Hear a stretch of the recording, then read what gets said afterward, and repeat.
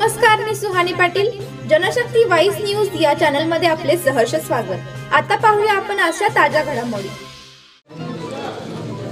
वास्तविक 17 तारखेला सरकारी नियमाप्रमाणे उद्घाटन असताना एक दलित महिला अध्यक्ष असताना त्यांनी हा जो कार्यक्रम बळजबरीनं केलेला आहे त्याचा तुम्ही सगळ्यांनी अतिशय जोरदार निषेध केला, त्याबद्दल तुमचं अभिनंदन.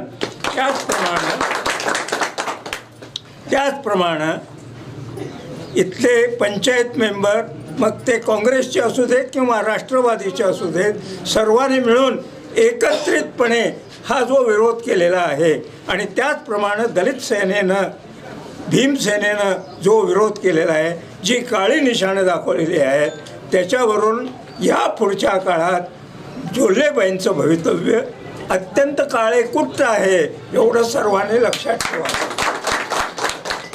त्यांना आपल्या नवऱ्याचा एका अत्यंत दलित मुलीनं,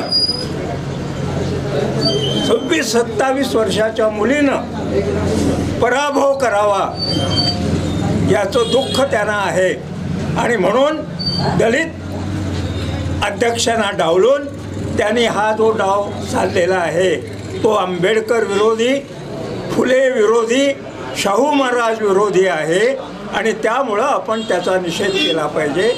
आज उद्घाटन झालेलं नाही.